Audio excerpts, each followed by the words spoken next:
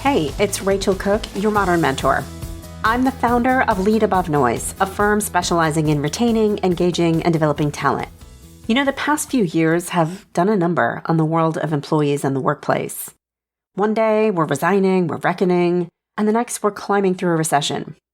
Feels like no one really knows which way is up anymore. And my work gives me visibility into both the employee and the leadership perspective. Funny thing is, we all want the same thing. Employees and companies both want to create spaces for great work, for connectivity and belonging, for health, for wellness, for innovation. We all just need to get on the same page. Today, I'd love to share the 4 principles that have most influenced my work over the past couple years, my recommendations, my programs, and my coaching with clients. And whether you're in a leadership role or just a citizen trying to do amazing work, I hope one or more of these resonate with you. First, just start with simplicity. Always. Simplicity lies at the root of so much of what I teach and preach, but that's only because it works. I feel like I'm still watching too many organizations overplan, over-engineer, and overspend on shiny, splashy things, when really all their teams want is some more efficiency, more connection. Last year, one client came to me saying, "We don't get it. We know our people are hungry for more coaching. We heard it loud and clear in our engagement survey. So we launched this amazing new virtual coaching platform." And then they went on to explain to me how an employee could just sign up and they'd be matched with a virtual coach. They could chat online with that coach and on and on. But the problem was very few people were using it. So I asked them, have you considered testing out some peer coaching circles? Giving your teams the basic tools they need just to connect and coach each other. Or what about some basic coaching skills workshops for team leaders? It turned out no and no. The thing is, when the money is available, it's almost always easier to throw that money at a problem.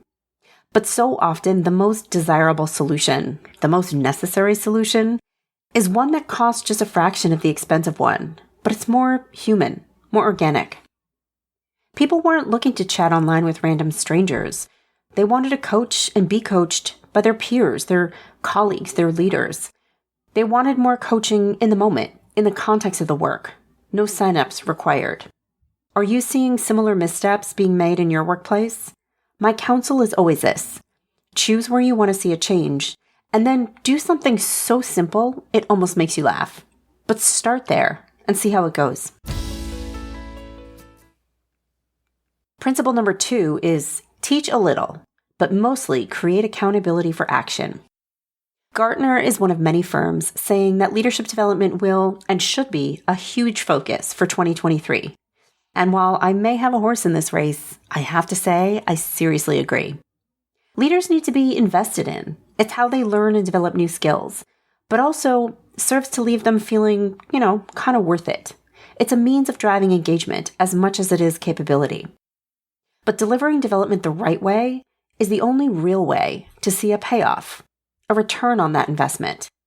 And the right way is really defined not by the quality of the training or the education, but by how much they're required to actually practice, to apply, like do the thing they're learning how to do. Too many companies over-index on training, the delivery of content and information. They offer dozens, even hundreds of different courses delivered in a really flat, static kind of way. My recommendation is get super clear about the few critical skills and capabilities you really want your leaders to exhibit, and then design a program that does only those things, but does them really well. Deliver some content, but then really provide a space, like a group coaching cohort, in which they can practice and discuss and role play, where they can share best practices and fails, and where they can ask their dumb questions and hold each other accountable to really, really using these skills on the regular. When leaders feel successful, it drives their engagement all the way up. Principle number 3 is follow through. Your talent wants to trust you. I say this with love, but please stop wordsmithing big visions and values that live under laminate. Make small promises that meet the needs they've expressed and just deliver on those. I'm talking to teams in healthcare and finance and retail and advertising, all of whom are feeling just a little let down. Like they keep telling their leaders what they need, but all they feel like they're getting in return is some lip service, which really is a disservice. And it's not out of malice. Leaders really do mean to listen and act. But back to principle 1, they keep promising big solutions when they really just need to take small actions. Leaders, if your team is expressing frustration about the difficulty of collaborating with another team, don't promise to fix it. Promise just to take one step, like having a conversation with the other team's leader to understand what their experience might be. Then report back to your team. What did you learn? What small step can you take? And just do that. And then repeat. Every small promise earns you trust. And from a foundation of trust, you can build anything.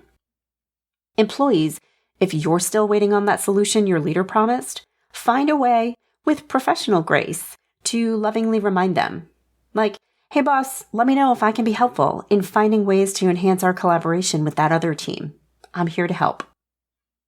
And finally, principle number 4 is harness your team's energy. They are your best untapped resource. Well-meaning organizations keep trying to do things to or at their employees. But my favorite way to engage talent is just involve them. Don't try to figure out what they need and then implement it from an ivory tower. Hand over the reins and see what they can craft and deliver. Empower your teams to design and implement their own solutions. Let them decide how they want to collaborate more effectively. Ask what they need from you, like permission or access to a system, and then invite them to do the rest. It is so gratifying to make change on one's own. Keep these 4 principles at the front of your playbook. And please let me know how it goes. Join me next week for another great episode. Until then, visit my website at leadabovenoise.com if your organization is looking to dial up its employee experience or deliver some leadership development that activates change. You can follow Modern Mentor on Apple Podcasts, Spotify, or wherever you listen to podcasts. Find and follow me on LinkedIn. Thanks so much for listening and have a successful week. Modern Mentor is a quick and dirty tips podcast.